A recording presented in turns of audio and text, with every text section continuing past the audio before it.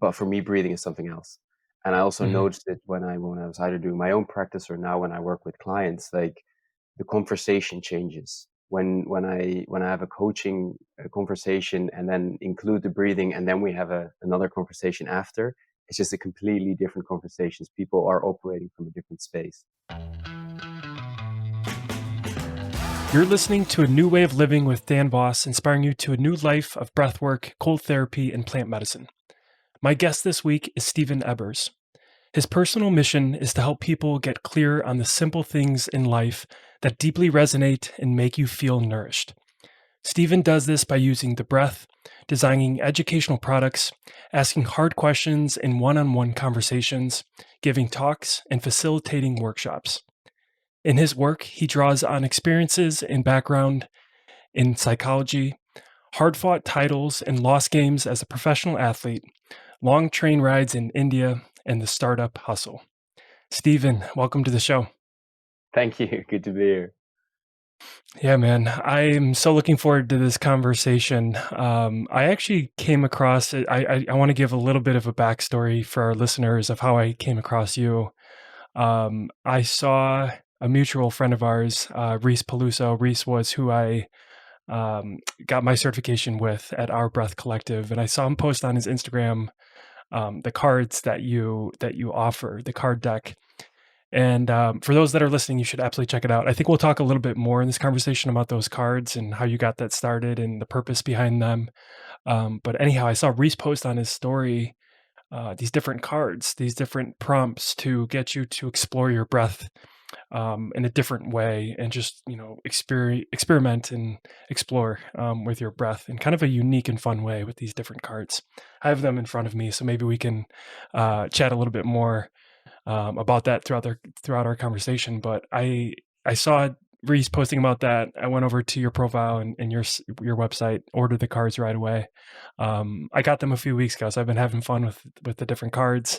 And I think when I just started exploring more of your webpage and your Instagram, saw so much in common and really resonated with what you're offering and your background. I mentioned in your bio, your background in psychology, and I'd love to hear a little bit more about your time as a professional hockey player, your time in India, and your experience with startups. So just wanted to give that kind of backstory of how we connected. That's just kind of the power of the internet and things like Instagram. You can connect with people all over the world.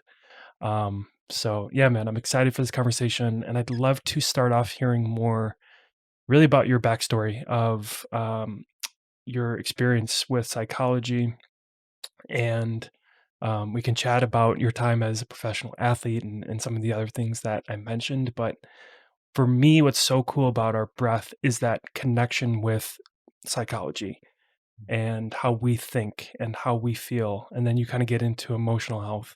So maybe we can start off tying in psychology a little bit here. Yeah, absolutely.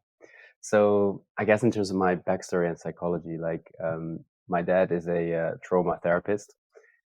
So I kind of grew up around the world of psychology, I guess, and then the world of trauma and new ways of working. He was one of the first people in Holland, where I'm from, to do EMDR, which is obviously a trauma therapy technique. So I think I've been brought up in a world where psychology and new ways of working, specifically with, for example, trauma, was really part of my world from the start. And I entered the world of psychology, but quickly figured out that I didn't want it to become like your classic therapist, which for all kinds of reasons, but I don't think it was my time yet in that sense. And moved into the world of startups, and then from there became a coach. And I felt like with coaching there was a lot of talking, but I think we've been so trained and we're so well equipped in developing stories. And I felt like when we were talking in the coaching sessions that we just kept working with the stories, but I was just noticing on all levels in myself and in the client, there's so much more to this, right? Mm. And that's how I landed in the breath. And I think it's interesting that I'm only starting to discover now how actually those two really tie in together. The psychology world that I came from and how I use breathwork in this day. And yeah, I think it starts with just realizing that every emotion comes with a certain breath pattern, with a certain breathing pattern. And and for me, that is like what psychology in that sense is about, right? You talk about what's real for you, what your experience is, the emotions attached to that, and then that's where the breath for me comes in, when you start to bring those two worlds together. Mm. Can you share more about like when you were studying psychology, what was coming up for you in terms of you mentioned that that's how you discovered the breath. Can you share a little bit more about what was coming up for you there? During my psychology degree, you mean? Correct. Yeah. Like what was the were there, I guess a better way of phrasing that is like were there any aha moments or pivotal moments in your study with psychology where you're like, "Oh, this is so connected to how we breathe." No, actually not at all. I think that was fundamentally the thing that was very much missing. And I'm still Mm, surprised. I'm very still surprised by that till this day. If you speak to a lot of psychology graduates or even people that are training to become a therapist, there's very little information given around the body and the breathing and everything. So um, if anything, I thought it was also sterile and it was completely missing in the whole education. And mm, very much a focus on the stories, like I was saying, and like how can we work with the head and the thoughts and the CBT, cognitive behavioral therapy type practices, right? Um, so if there was any aha moment, it was almost the opposite. Like, hey, yeah. the aha was almost like, why are we only talking in the world of or operating in the world of talking, but not in the world of breathing and the body? Um, so that was actually by far the biggest insight, I'd say. But that's completely Yeah. missing, I think. Absolutely. Yeah, it's interesting to hear everybody's story of when and how they discovered our breath, and even saying that out loud seems a little silly because I often get from people this idea of like, why do we need to learn about our breath and breathing properly? It's like I've been breathing my whole life. Why do I need to talk about breathing, right? Like it seems like this kind of a very obvious thing, but then once you get deep into it, you're like, "Oh my gosh, there's so much here on a scientific level, whether that's your physiology, your nervous system, or you get into emotional health, you get into psychology, you get into the way we think." Um, Using our breath in a specific way is so powerful. And what's interesting about your story is like it was almost the opposite for me in terms of what came first, whether it was Mm, discovering our breath or focusing more on psychology and emotions. For me, it was breath work first. You know, I started learning about Wim Hof was how I got into all of this, and practicing it on my own was like, let's just try this because it sounds cool and people are doing it and it looks cool and why not? Let's see where it goes. And then after a yeah, while, I was like, whoa, this is literally changing my state of how I feel. I can go from being sad or depressed or anxious or angry and within minutes feel better. That's when I knew it was so powerful. yeah, absolutely. And I think for me it was the same. Like I've tried therapy, right? I've done like the classic talking therapy. And that's not to say it wasn't helpful or that it wasn't good. I think there's a place for both in the world. Um, but for me, breathing is something else. And I also Mhm. noticed it when I was either doing my own practice or now when I work with clients, like the conversation changes. When I have a coaching conversation and then include the breathing and then we have another conversation after, it's just a completely different conversations. People are operating from a different space. And it's Mm. absolutely fantastic. And that's what the breath has done for me as well in like so many ways. Um, and what I always find so incredible is how it's such someone called it a random amplifier the other day, right? You never really know what you're going to get, but it's almost always what you need. And like, and it taps into a story that's alive in you right now, and it works with it. And you're like, yeah, I guess that was a good one. And I needed to process that. I just wasn't even aware of it. So yeah, I think that's fantastic about the breathing as well. Yeah.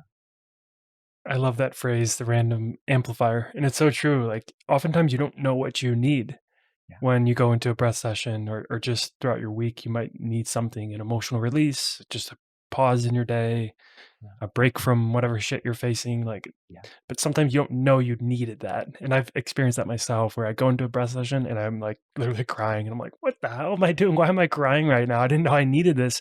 But then after the fact, you're like, "Wow, I guess I was holding on to something there. I really needed that emotional release." Yeah, It's super absolutely. powerful. Yeah, and I find that interesting as well. Like, I think quite often we can get quite focused on why. Why am I feeling this way?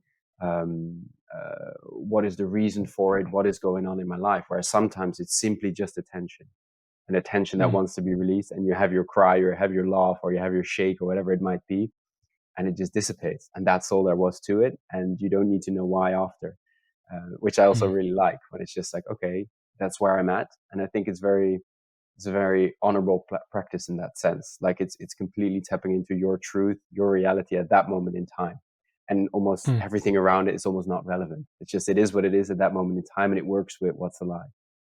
This is a yeah. very present practice, I think.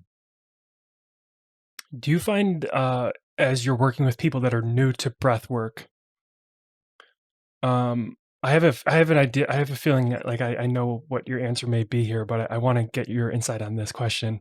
Yeah, When you're working with someone that's new to it and maybe they're a little skeptical, do you find it easier to explain to them like, "Hey, this is what you're going to get out of this, or these are the benefits you may experience," or is it much more experiential where you can just sit them down or lay them down and take them through the experience, and then after the fact they're like, "Oh, I was skeptical a little bit, but now I get it." yeah. That's an interesting question. It is. I think it's still something I'm trying to figure out to myself, and I think my answer to this question would change every month. That's what Yeah. I'm really experiencing at the moment. Because like I feel like uh, no experience is more powerful than any explanation can ever be. Mhm. In my experience, and that's what I'm seeing in people, right? And almost once someone has experienced something to its fullest, the explanation of why it was effective is almost not that relevant anymore because it Mhm. was already helpful. At the same time, I think the educational part can be that little step towards moving away from the skepticism to show up in the first place to a session, to a group, whatever it might be, right? At the same time, I feel like when there is cynicism, an in-depth scientific explanation doesn't necessarily take that cynicism away, Mhm. because it's often related to an emotion. It's not a scientifically funded cynicism.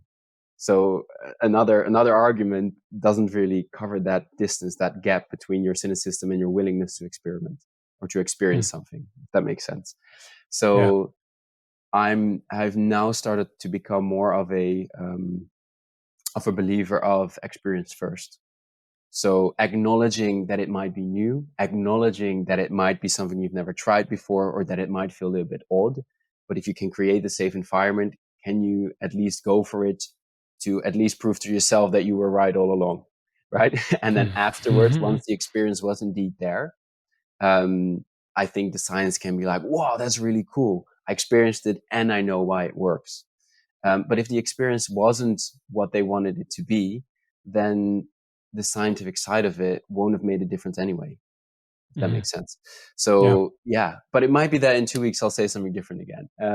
I'm really exploring this myself as well, and I'm Yeah, really yeah, I'm still trying to figure that one out. What's best for people, but I feel like once people showed up, a part of them really want to experience it. for So for sure. me, That's that's a by good far the point. most powerful part. Yeah, that's a good point, and I guess it also depends very much on it's very individualized, like, per individual that you're working with and what their goals are. Yeah, Like, before we hit record, you and I were talking about, like, what are the different types of breath work that I like to focus on with my clients, and a big part of the breathing that I do with my clients is to downregulate for people that are stressed out and anxious. yeah, So to explain a little bit of science, I think is helpful in the beginning of like, hey, this is how you can breathe in a way where it changes your state, like an yeah, emotional state, and go from angry or frustrated or anxious, stressed to a state of calm, right? So you're getting into a little bit of science around the nervous system, and then you take them through that through that session, that experience, and they're like, "Oh, wow, I get it now." Like, it really makes sense. So I guess Yeah. really at the end of the day, it kind of depends on the individual, and their goals. Obviously, we're gonna be talking about, breathing throughout this whole conversation, but I want to cover a little bit more around your background, because it is kinda cool that you're a professional athlete, a former professional athlete. Do you still play hockey at all? What's your background with hockey, if you wanna share a little bit more about that piece of your history? Yeah, sure, sure. So I'm from Amsterdam, right? And this is field hockey, by the way. It's not ice hockey. Got it. For our US Still cool. listeners. It's Yeah, still very cool. not as cool though, let's be honest. Well, Um, it depends. East Coast in the US, I think field hockey is very popular, so some yeah, US no, listeners might enjoy the field hockey aspect. cool. Yeah. So in Holland, it's quite big. It's like the number third or fourth um, sport in the country, and like I live right in the heart of it, where it all happens. So um, yeah, I think from a very young age I just started playing, and because I think the standard around me was so incredibly high, you sort of get lifted up, when Yeah. the tide rises, all ships go up, kind of thing. So there was just an incredibly high standard all around, and at that time I never realized that was special. It was just Mhm. my little world, and that's why I played hockey. So it was very normal for me to play for your district, or to play for the under 16s for your country, and all of those things, right? When I was in the under 16s, I think something like 9 of the guys I was playing with were in the Olympic final in 2012. So they were my friends. They were the people I was playing hockey with. So I never considered it something special, to be honest, because it was just that's what we were doing, and that's what the level we played at. Um, but looking back, to be honest, I'm not sure if I ever really fully enjoyed it. I Mm. think it was so much part of my identity, how people perceived me. It was just Mhm. what I did. And because it started from such a young age, it's just how I spend my time. It's a bit like, yeah, at 7 p.m. you have dinner, and right before that or after that you have training. And it was literally in the same category. It's just one of the things you do in life. And I never really questioned it. So yeah, and I played for first a smaller team, and then I went eventually to like the biggest team at that moment in time in Holland. I dabbled a bit in the national team on indoor hockey, not outdoor. Um, yeah, and I think it was one of those things where I was just doing it, but it was also a very almost dissociative experience. Like when I think back Mhm. of it, I realize I have very little memories. Hmm. I can't really fully engage with. I can't even imagine my body executing all those moves anymore. And it was obviously a high pressure environment. And when you're not fully embodied and then try to operate in a high pressure environment, it doesn't really work. Um, so on one hand, it was an incredible experience. I'm very happy with what happened, and that was my path apparently. But at the same time, it's something that I've learned a lot from, but I also very much feel like that was it. And almost afterwards, I really started living my own life rather than the Mm. whole life that I was apparently living that wasn't fully embodied in that sense. Um, Yeah, that makes yeah, sense. yeah, yeah, Do you feel like there were any lessons you learned from that experience of you mentioned how you were where you were living, that was kind of like a hockey epicenter or just like a hub or just like it was the culture in that area, yeah, and that allowed you to, like you said, all tides whatever the saying is, all yeah. tide what's the saying? All boats go up Huh. with the tide, or something like that. Yeah, Yes, yeah, yeah, you know what I mean. Do you feel like that translated to other areas of your life moving forward in terms of if I surround myself with like-minded people, if I surround myself with people that maybe are a little bit ahead of me in this area in my life, I can be better as a result of that. Did you find that to be a lesson that you took with you moving forward? absolutely. Maybe I wasn't that conscious about it, Mm, but I do strongly believe that's true. But I do think it's important to realize what that then actually is. Who do you want to surround yourself with, right? Because I feel like there's mm, kind of the difference between your personality and your individuality. I think it's very much possible to surround yourself with people that will raise your personality in whatever way, shape, or form. Um, but fundamentally that only brings you back from your actual essence and what you are actually about, right? Because you're still trying to please someone and you're just gathering badges of people around you to go even further on that road or down that path or up that ladder, whatever that might be. Mm, So yes, I think it's very important, but I think especially in the beginning when you're at a path where you're like, okay, I want to learn more about myself, or I'm going to use the breath to learn more about who I am and how can get closer to my own experience. I think the most important people might be the ones that already live like that, rather than the ones that have some sort of achievement or are mm, already wearing some other badges of honor. So I noticed very much that I got very attracted to the more quirky people that society might not necessarily look up to, or that might not get the praise. Because what resonated with me was they were doing their own thing. Um, and that's the one thing I got drawn to. And yeah, I like to think I have a quirky bunch of friends, but they inspire me in that sense. So maybe they wouldn't be inspiring in the more traditional way, but nonetheless, I find them incredibly inspiring. And I think it's actually those type of people that everyone needs around them that allow you to be your full self, mm. rather than the ones that other people might look at and be like, oh, they're so cool that they're in your network. Yeah. Yeah, that's huge. I mean, that alone right there is such a big lesson to learn in life is embracing yourself and living in alignment with your true self. Yeah.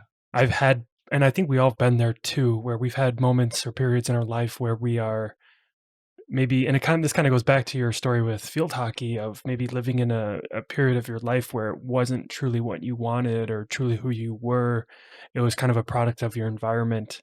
And we've all kind of, I think, been at certain points in our life where we've done something to either please somebody or try to be someone else or fit in.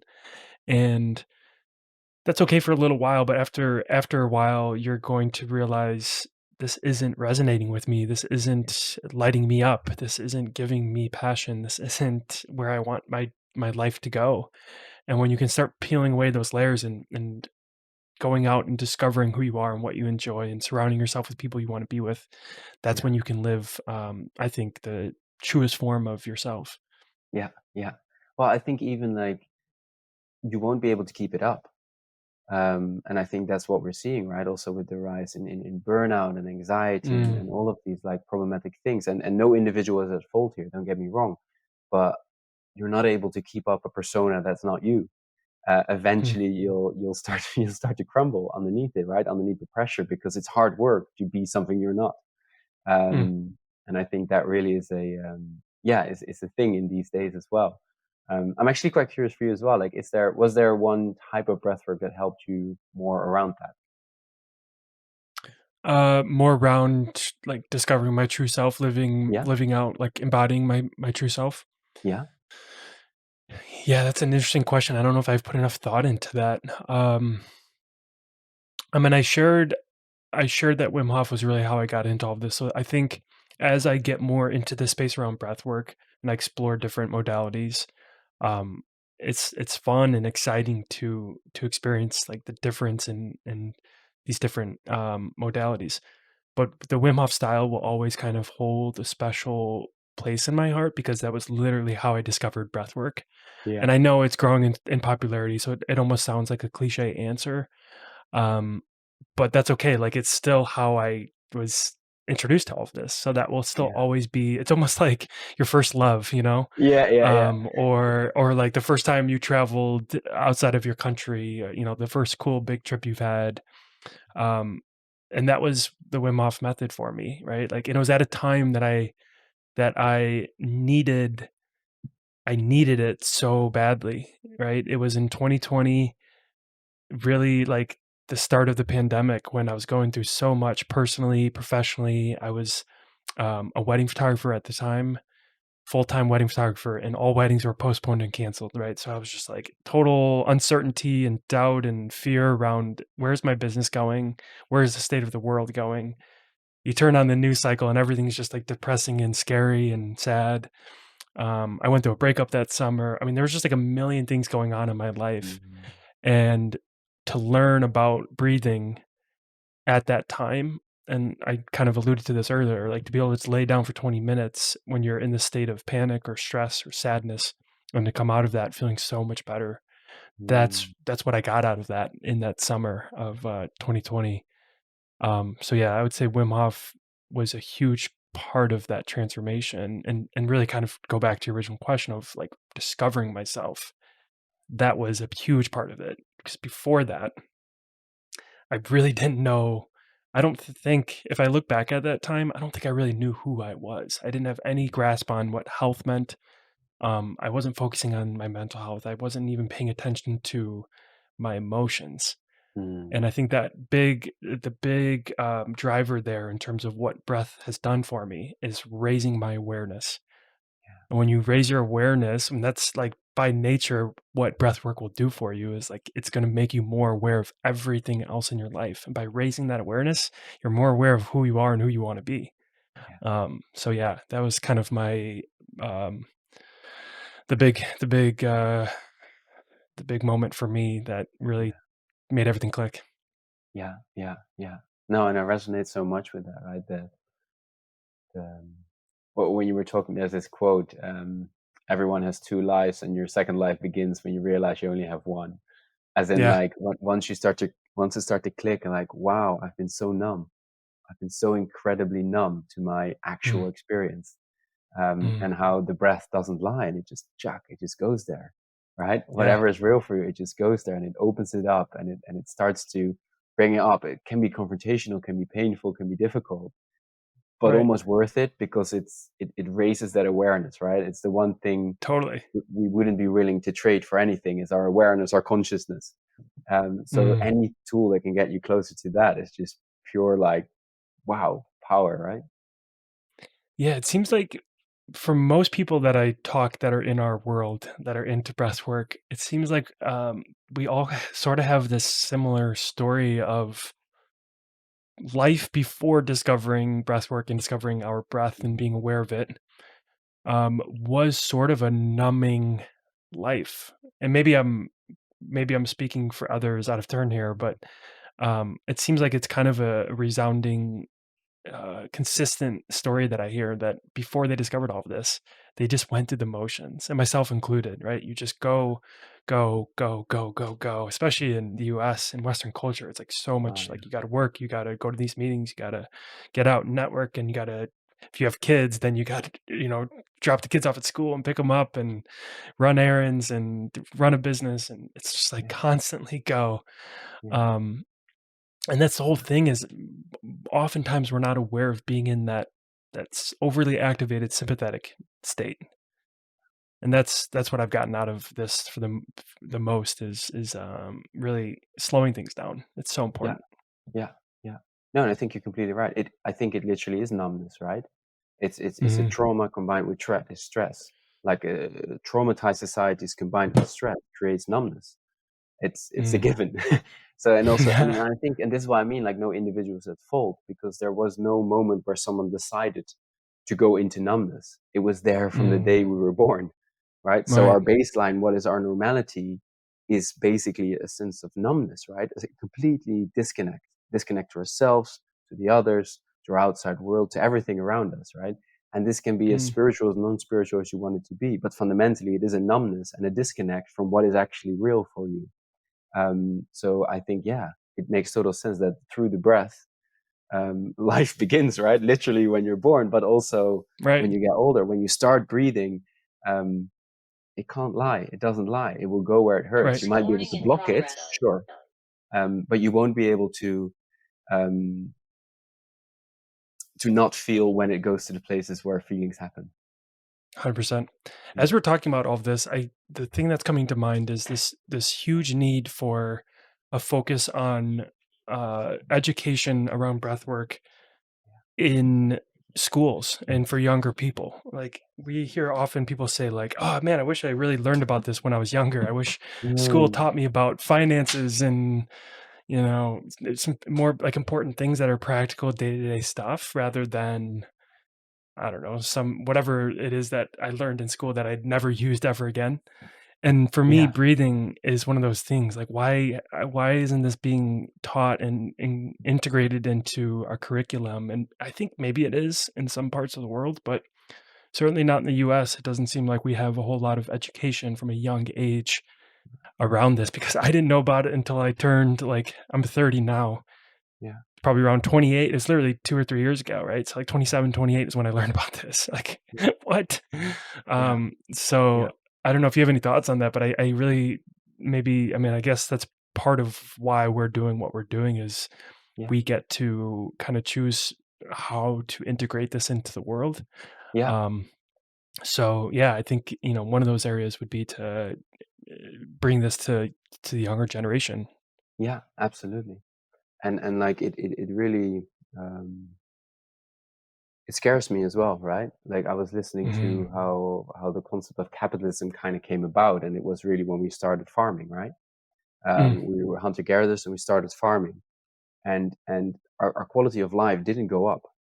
It didn't, actually became a little bit worse. So the question would be, well, why didn't they just go back to hunter gathering? And the answer is very simple. It was knowledge that was passed on from generation to generation. But once you skip one generation, you can't go back. And now we're stuck Mm. with the farmlands and everything that came after that. And I'm Wow. almost thinking, and I was thinking about that. I heard this on a podcast actually, but I was thinking like, there's a part of me that is feeling like the same is happening with the concept of connection to oneself, because we never had to learn how to breathe. We never had to learn how to regulate. We lived in small tribes with small people, small groups, no walls. So my regulation was your regulation because we saw each other all the time. Pain was Mm. shared. There were not as many stresses. So we naturally had a regulated nervous system. And then you get one or two generations who don't have that skill because of, I don't know what happened, world wars, pressure, stress, whatever it might have been. And then you get from then on generations that have not taught how to regulate themselves, because that's fundamentally what it is, right? It's really, I Mm. mean, the breath is a tool and it's nothing more in that sense to help you regulate your nervous system, right? We shouldn't have even been at the point where we should teach breath work, because we should have had healthy, regulated nervous systems in the first place from the way we Yeah. live in with parents in our society.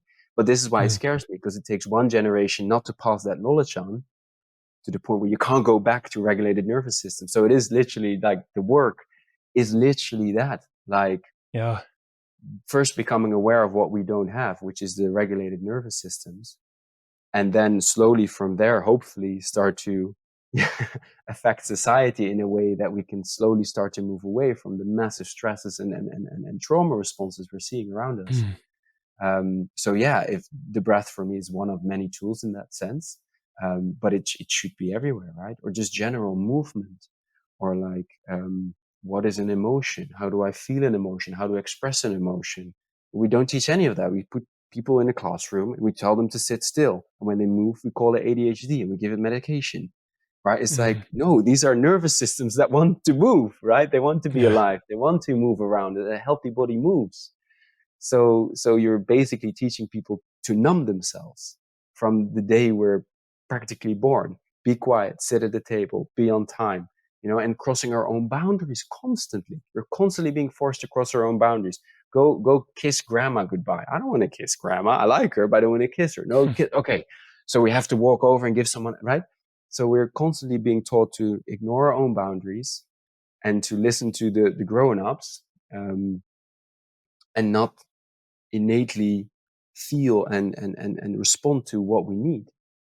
Mm. Um, that's how I perceive it. And it does scare me, because I think a lot of societal problems are a direct response and reaction to basically fundamental dysregulated nervous systems. Yeah. Wow. That raises a really interesting topic around emotional health. Do you feel like if we're able to, and this is a loaded question and a Yeah. huge, I think, task to kind of tackle, but hey, you can't change the world unless you dream big. Do you think if we're able to have a better grasp, and I'm talking about like all of society, if we have a better grasp on emotions and emotional health, um, do you think we would see a lot less of the issues that are coming up in today's world around, I don't know, name one of the million things that we see going Yeah, on in today's yeah, world, whether that's divisiveness or racism or just general hatred towards each other, or just arguing or whatever it may be, a yeah, disconnect. yeah. Do you feel like if we can have an emphasis on emotional health, we'll see things starting to kind of clear up in terms of living healthier and better lives? Yeah, absolutely. Like for me, that I have no doubt about that. Like I think like everything we're seeing we've started to operate in the margins, right, at the ends of the spectrum. So that is for me a clear sign of, okay, we don't know how to manage the middle anymore. Like that's a healthy nervous system, like understanding your emotions, going through them, experiencing, and then they dissolve. Mm, And you're fine. But if you keep bottling that up, if you don't know how to feel, if you don't know how to be, then eventually you get explosions, right? And that mm, explosion needs to go somewhere. Like I think like a lot of the hatred is simply I want to be part of a group, which is fundamentally I feel disconnected from my environment. And I feel so disconnected from myself that I don't even know who I am anymore. So I'll just cling onto your identity. And if that's hatred, fantastic, because at least then I feel alive. It's extreme enough that mm, I feel alive, right? Better than the numbness.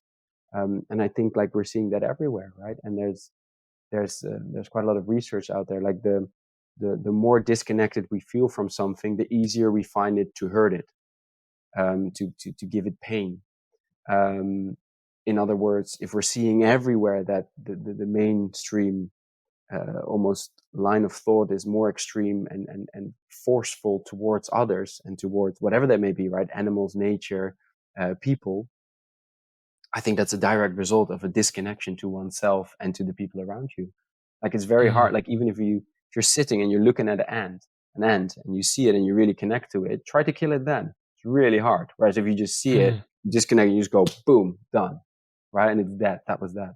But when you really look at it and you feel into that ant for a second, and there's nothing too spiritual about that. It's actually quite simple. When you connect to something, it becomes harder to hurt it. So mm. when we're seeing all this pain all around us, for me, it's pretty obvious that we feel disconnected from it. Um, Wow. that's how I see it. Yeah, Yeah, what an important lesson I think to learn or be aware of in today's world, especially as we talk about this kind of goes more into what we see with, let's say, politics.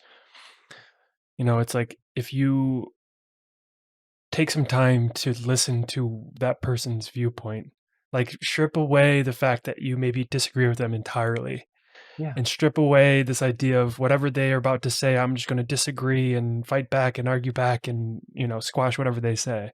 mm, Put that to the side for a second and really get to know who that person is, where they've come from, why they believe that, understand that topic on a deeper level. I forget who it was. There's a quote out there about like if you want to. I'm totally paraphrasing and mm, perhaps maybe not 100% accurately, but it's the idea of if you want to better understand something, like prove yourself wrong. So if yeah, you have an idea of something, go into this conversation, or if it turns into an argument, by taking the other person's view yeah, and be able to prove yourself wrong. And then watch the reaction. They'll be like, "Whoa, okay." And then they're like, "Okay, now I can let my guard down, and now I can maybe explore whether I'm right or wrong. Maybe there is something here that I didn't see." So I think if we come into life with that openness, yeah, that we're not always right, that there's more to explore, that maybe I'm so disconnected from this thing or this person or this idea that it's driving me towards hatred. Take away all of that, and I think we'll start living in a little bit more harmony and a little bit more grace and a little bit more compassion and understanding. yeah, yeah. Sounds like a pretty good world to me. Absolutely. Yeah, yeah, There's absolutely. one more thing, kind of circling back to the younger generation that came up as you were talking, that I just wanted to share, and then we can continue on with some other conversation. But we're talking about this idea of kids. I don't have kids right now, but I do see myself at some point wanting to be a father, and if I'm blessed to have kids, that'd be a wonderful thing. And I really haven't thought about this until you mentioned it. This idea of just integrating something like breath work and conscious breathing into our lives as young. people before we even get to school, where we have to then like sit down and learn about it. Like it's just already integrated into our home. I actually started getting kind of emotional myself, like tearing up, thinking about my future self as a father and giving this gift of our breath to my kids from the day they're born, or at least from the day they can start, being aware of their actions and what they do.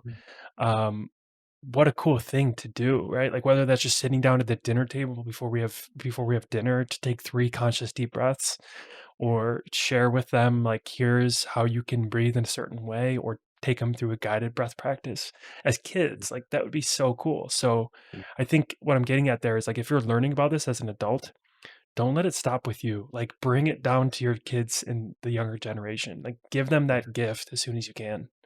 Yeah, yeah, no, absolutely. And then there's a couple of thoughts there I'm having as well. Like one is a question around like what ancestor do I want to be, right? Like everyone who ever came before me fundamentally wanted to stay alive and eventually reproduce, right? That's fundamentally the effort of any living being is stay Mm, alive, reproduce. So I am literally the result of thousands of people before me.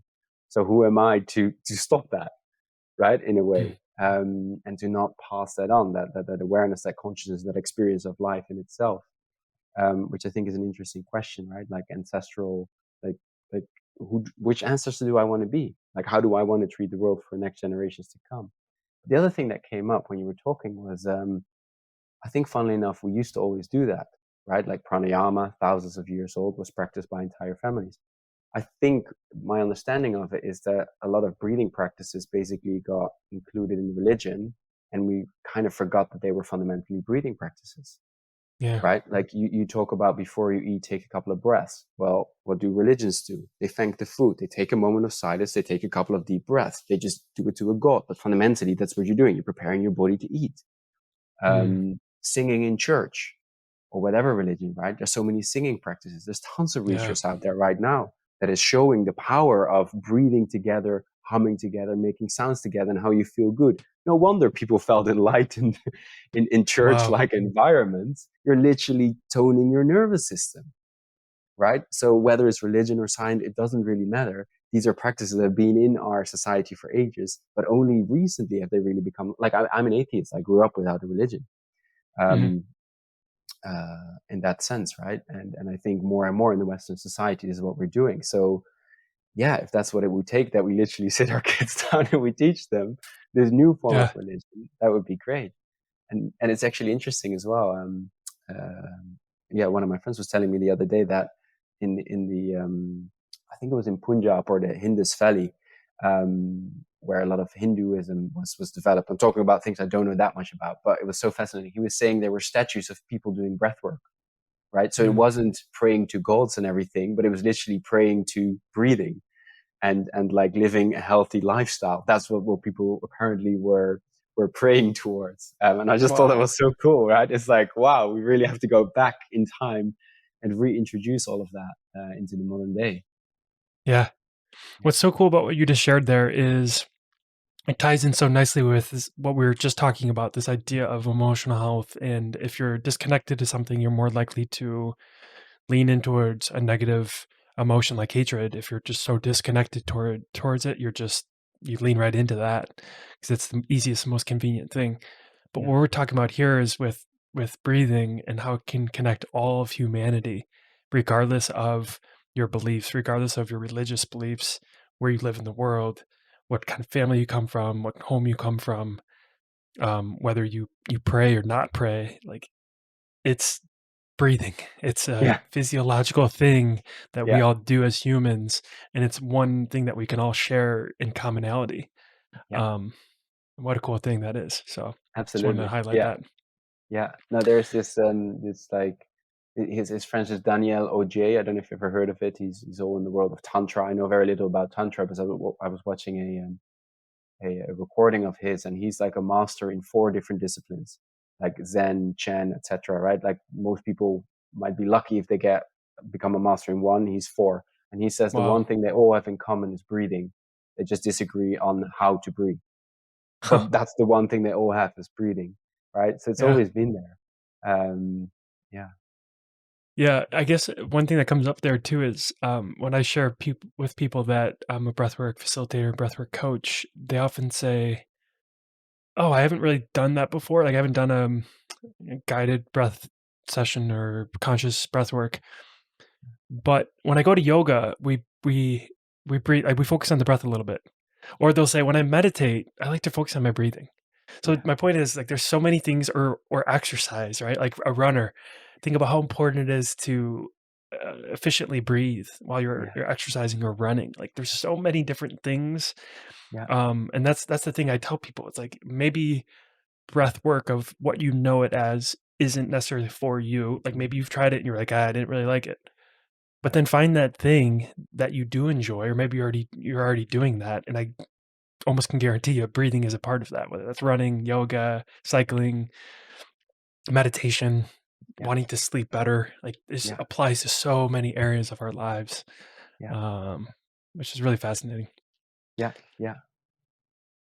I want to talk a little bit about different styles of breathing because there's a lot out there, and Mm, I think you and I are pretty similar in the sense that we have a well-rounded background in terms of our education and application with breathing. But I'd love to hear a little bit more about w- what and how you incorporate breathing into your daily lifestyle, and then what styles or modalities of breathwork do you find yourself using most frequently with your clients? yeah, yeah. Yeah, and I just wanna, like, say, like, I'm still learning so much about this. Like, I feel like Mhm. I was thinking about this literally also when I was thinking about this conversation. It's like, when you when someone says, "I'm a therapist," they'll ask you, "What kind of therapy do you do?" 'Cause there's hundreds of them, right? But when you Mm, say you're a breath worker, people just automatically think of the one thing that they know of breath work, and they think that's what you do. Right? So they true. might have heard of Wim Hof and they'll think yeah, yeah, I've done breath work, and they'll start talking about an ice bath, right? Or they'll start talking about connected breathing, right? So I really hope that soon we'll get to a place where people will ask, what type of breath worker are you in a way? But Yeah. so I think for my own practice, there's a couple of things that I do. First thing is I really believe in the power of micro practice rather than the deep sessions. I do both, and I Mhm. think they Mhm. both are important. But I think micro practices are where, for me, in my day to day life, the biggest gain was made. Just becoming aware of how am I breathing right now? What is my posture? How am I sitting? Am I Mhm. allowing for a full breath? Simply starting with nose breathing. I don't think I don't know if I was breathing through my nose, but I do know that in the beginning I was like, oh my God, this is hard work to constantly remind yourself of breathing through my nose. I was like, wow, this is literally another task in my life. Mhm. But now I think I like to think it's became a habit, right? And I think just that has already given me so much, right? So um, the four simple rules that I like to apply is: am I breathing through my nose? Am I breathing deeply? And by that I mean, am I actively using the diaphragm? Am I breathing slowly, or am I breathing fast, right? And am I allowing for small breaks? And those are really like the four simple guidelines that I like to use for my own micro practices in breathing. Mm.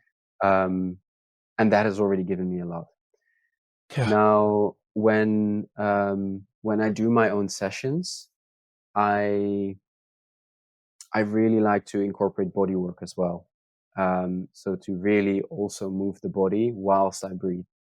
And I think, like, I've been learning more about this, but fundamentally, like, our every stress that we release is fundamentally tension, right? It's tension, and then trauma is an extreme version of this, but even micro traumas, right? It's fundamentally wounds. Like, this is why your muscles hurt after you work out. It's tiny wounds. That's fundamentally what it is, and it goes right. It gets stuck. So any practice that helps me to release that tension, literally in its literal form, I try to engage with. So I really tend to use close to a conscious connected breath, so a continuous breath, sometimes through the nose, sometimes through the mouth. And I really just try to stay as close as I possibly can through my own experience, and I'm using the breath to do so, to slowly get more in touch with what am I feeling right now. And I try to really use the spine. And I use a lot of shaking as well. I found that to be Mm. incredibly powerful, incredibly useful to breathe and shake the body, right? And animals do this all the time, Yeah. all the time. If you start to pay attention to it, you see it constantly everywhere. But when do we as human beings shake, right? But it's so healthy, it's so So effective. true. Yeah, I see my dog do it all the time, like, she's probably already done a few times in the background here of my video, like, she'll yeah. just shake her whole body out, Right? Yeah, it's something just to be those aware of. gentle, yeah, those short regulatory practices. So that's what I do for myself. Really trying to move the body, putting on some calm music, connected breathing and movement. Mm. And what I do with my clients really depends. So a bit like you were saying earlier as well, because I feel like some practices are sometimes simply a bridge too far. When someone doesn't know how to kind of actively use the diaphragm and breathe into the belly, there's no point in doing connected breathing, from my Right. experience, because people can't connect to it because they're still up here, right? The first practice is maybe just the attention to the breath, right? Mm. I really also work a lot with like 360 type breathing, so really discovering all the areas in the body you can breathe into, right? The left rib, the back, the throat, the mouth, wherever it is. So to first really improve the breath awareness in general. And then from there, depending on what I think someone needs, it might be that I just do a quite a traditional conscious connected session. So with music, a little bit of a wave in the music, um, and allowing for some movement. And then once we progress in the sessions, to move more towards movement. So to more Mm. literal embodiment, moving from breathing to the breath as a tool. Mm. That's how I tend to work with people, and this can be around, yeah, all themes really, or Yeah. sometimes just to relax. Yeah, It's amazing. I so appreciate your approach, and I think a lot of it starts with some of those simpler forms of what you were describing of, am I breathing in and out through my nose? Am I breathing through my mouth? And honestly, like, sometimes it is effective to breathe through your mouth, like, depending on what you're going for. But we know by now that majority of the day you wanna be breathing through your nose. mm, How fast or slow is it moving? Am I able to breathe into my diaphragm? Am I using all of my breathing muscles? Like, these are things that can very easily be passed over, especially for people that are new to this and new into becoming a coach and teaching this. Like, they just wanna quickly get to sending their client off to the moon or off to outer space and get into that, psychedelic state and yeah, see colors and have this incredible life-changing experience. And I think we all appreciate those when they happen, but it doesn't always have to be that way. It can be as mm, simple as taking 3 deep breaths. It can be as simple as paying attention to where you're breathing into your body. yeah, And I think once you start doing that, you get those fundamentals down, and then you also couple that with a little bit of understanding around what's happening on a physiological level, what's happening with your nervous system. Then you can build on top of that and keep building and keep going and keep exploring. So I yeah, totally appreciate your approach of, let's bring it back to some of the basics and start off small. It doesn't always have to be this big 1 hour session. It can be 5 minutes of intentional breathing. yeah, yeah, yeah. No, I think the micro practices really made a big difference for me. Yeah. Just in general, becoming aware, like, hey, is my abdomen relaxed right now? Because if it's not, Mm. apparently I'm not relaxed at all, right? And I Hmm. think like also like, yeah, I feel like yeah, even what you just said, right? For a lot of people, breathwork is being put in the same as psychedelics, right? Whereas like, and this sort of celebration of the ultimate catharsis, and you see this online, right?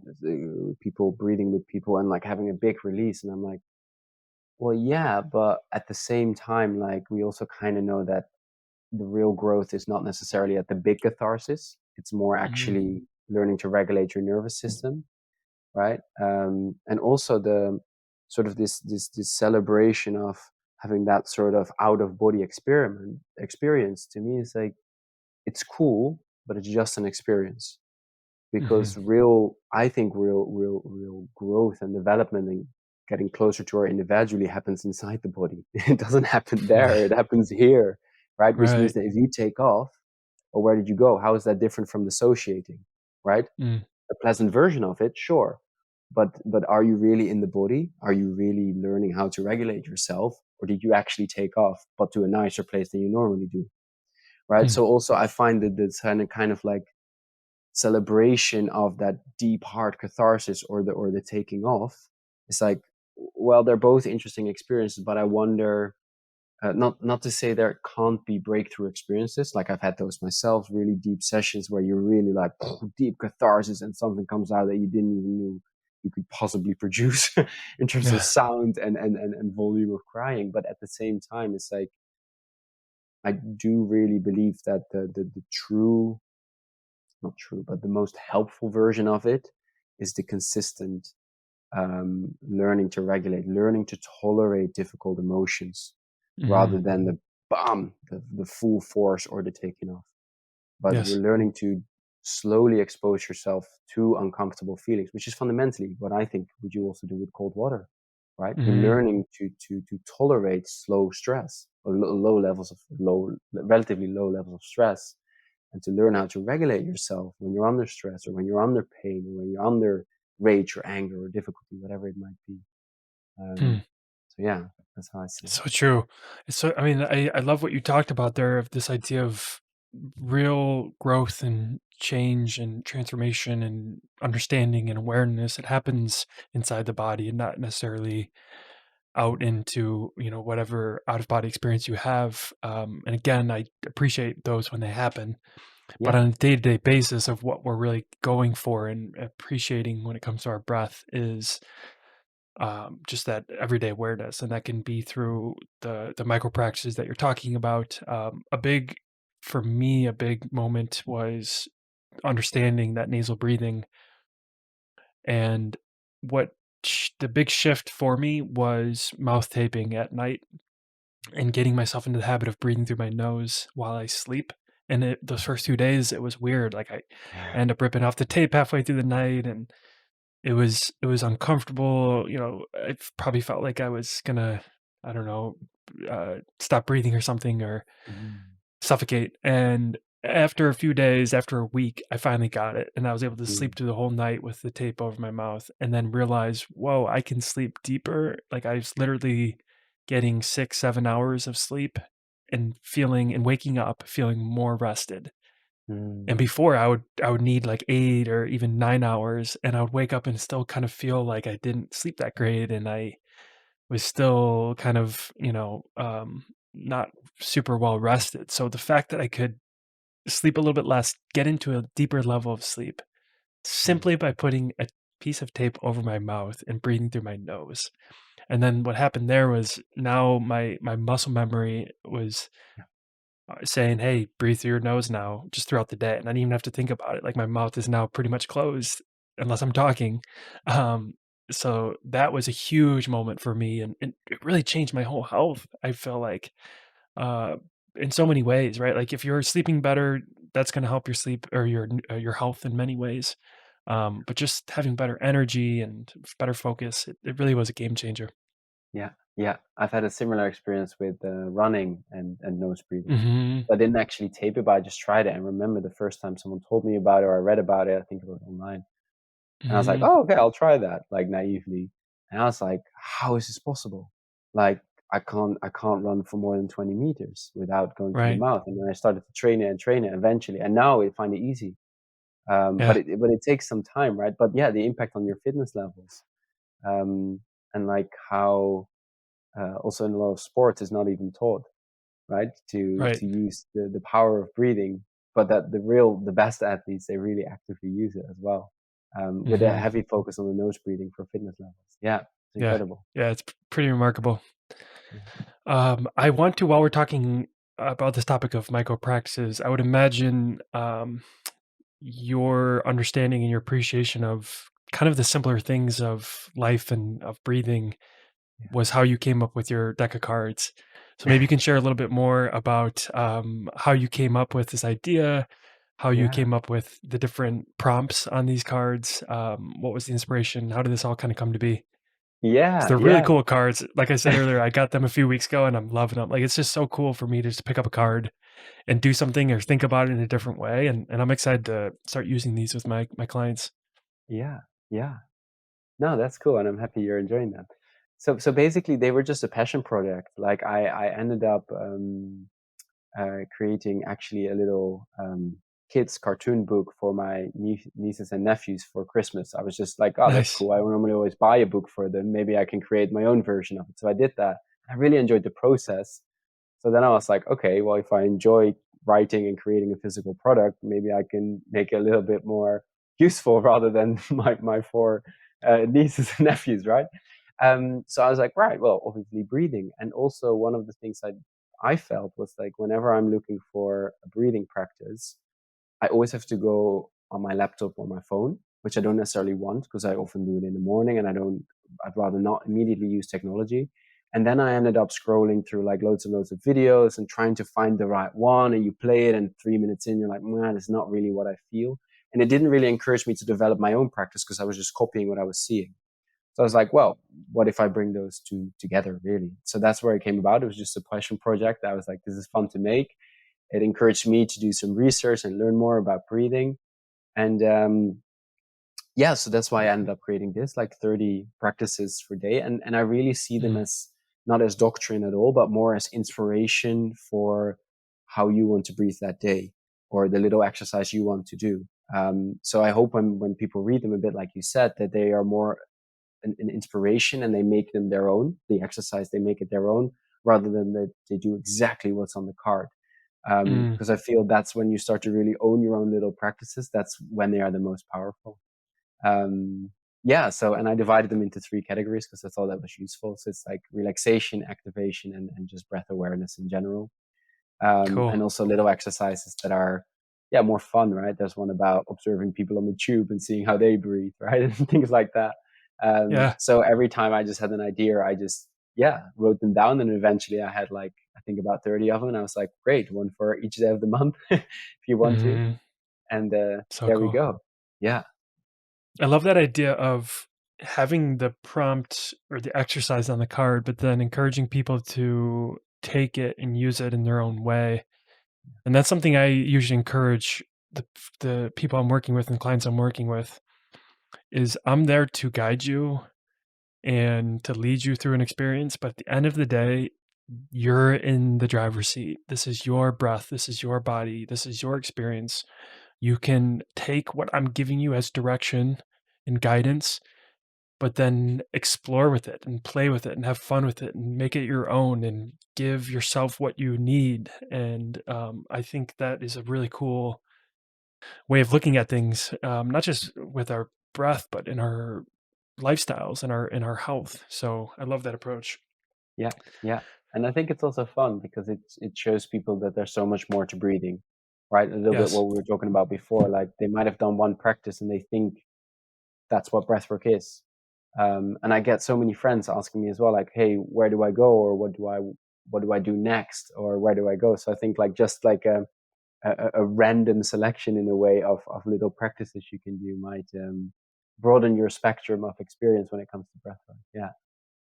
Super cool. I was going to ask, and feel free to say no to this, but I was thinking maybe I could pull a card and we could read through it, and those that are listening can join us in that exercise. Would you be okay if I read out one of the cards? Sure. Let's see which one you pick. Yeah. All right, cool. I'll have you choose one of the different categories. So you have orange cards, which is that is awareness, Yeah. and then you have the green cards, and that is relax. Hmm. And you have blue cards, that is activate. Activate. And then you Yeah. have some gray ones that are educational. So out Yeah. of those three, maybe I'll have you choose which category. So we have awareness, I think awareness is relax, is a nice one. awareness. Cool. So I'm going to pick a Yeah. random one here. Yeah. Okay. Ooh, we were talking about posture. This one's posture. I love it. Ooh, nice. So I'll just read it out, and then people that are listening, you can just simply listen, and wherever you're at, or if you want to come, if you're like driving right now and you can't really Yeah. follow along, you can come back to this section later on and give it a try, and then check Okay. out these cards. You gotta get them. They're super cool. So this one's titled Posture, and it says, our posture can have a big impact on our mood and our breathing. So let's experiment. Sit down in a deep crouch squatting position. Oh man, I gotta like get down if I'm gonna. We I can don't. go I don't know all if I out. can. Yeah, Yeah, I don't know if I can totally do this exactly. while I'm recording a podcast, but Yeah, we'll I'll just try to collapse a like bit. get super slouched. So you're in like a squatting position. You're deep and crouched, and start breathing slowly through the nose. So we'll just kind of do this together. Yeah. So we're just breathing nice and slowly through the nose. And on each exhale, slowly open up a little bit more. So as you exhale, start to open up.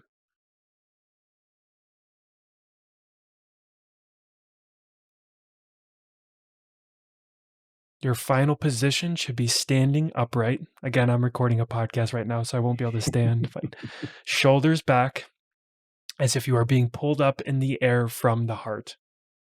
As you're continuing to breathe here, notice the effect on your breath and mood.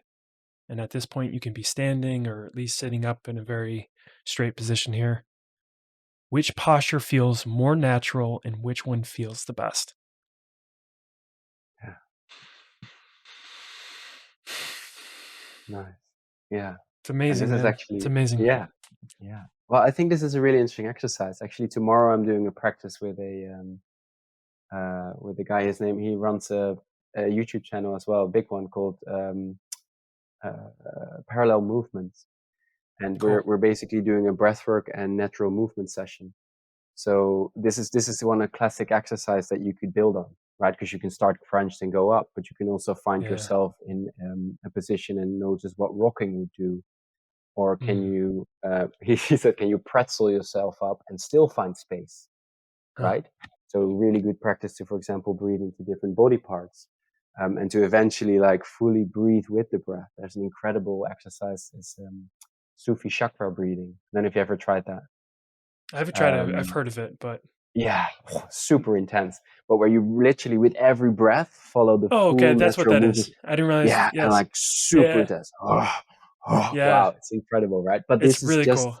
yeah, yeah. So how you can use your posture to really impact your breathing, Mm. and to stay, um, and to keep moving around every day throughout the Yeah. day to like impact your breathing. Yeah, I love that particular exercise that we just did for a number of reasons. I mean, it makes you aware of how you're breathing, whether you're kind of crouched down or slouched, and then just opening everything up.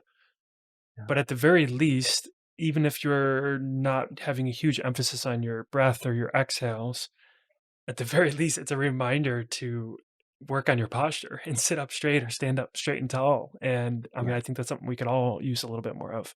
It's something yeah, interesting too. And actually, this you'll you probably already know this with your background in psychology. Simply by hearing the word posture, like when you hear somebody say the word posture, you're automatically wanting to like sit up straight. And if you notice, like when somebody says that in a yeah, conversation yeah, or just says literally you hear the word posture, look around and everyone's just like, oh, like all of a sudden they're like sitting up nice and tall and putting their shoulders back. It's super interesting. yeah, Just yeah. shows how interesting human psychology is. Yeah, yeah, and how intuitively we know already what the right posture is, right? Because why would we move, and why do we move the way we do? It's like we know Yes. exactly what we need, right? Okay, Right, right. let's create that Wow. nice straight spine, when we Yeah. hear the word posture. So it's just that little check into the self. Yeah, really cool. So cool. Stephen, this has been an amazing conversation. To wrap things up, is there anything else that you want to maybe cover as it relates to breathwork or any other topics? And then I'll give you an opportunity here to share more about where people can find you online or buy your cards online. Yeah, sure. No, I think we covered most of it. I think my main philosophy is developing your own practice, developing what Mm, works for you and what feels right for you, no matter what that may be. I think every minute spent on yourself and checking in with yourself is time well spent. So don't go blind on the teachers, but really develop your own practice in that sense. yes, I love it. And then where are you most active on online that people can learn more about you? Yeah, sure. So well, basically, I run my own company called Breath Life. So if you go to Instagram, I think it's underscore Breath Life underscore, or when you just type Breath Life, you'll probably find it. Breathlife.co.uk is the website. That's also where you can get the cards if you're interested. I'm also quite active on LinkedIn. Actually, it's just my name, Steven Ebbers. Yeah, so those would be the places to go. And yeah, I'm open to questions or more conversations as well if people just want to know more. So feel free to reach out. Amazing. I do have one final question I like to wrap things up. It's sort of a deeper question, but it can be fun as well. Um, what does it mean to you to live a good life? A good life. For me, a good life is a life where you fully experience everything, the highs and the lows. Mm, For me, that's fundamentally what it is about. And learning to be with all of those feelings, and from there be able to fundamentally choose freedom at every moment in time, because the feeling itself won't direct your decision making. That for me would be a good life. I love it. Incredible way to wrap up our conversation. Stephen, thank you so much for your time today. Keep up all your great work and let's stay connected. Yes, absolutely. Thank you so much.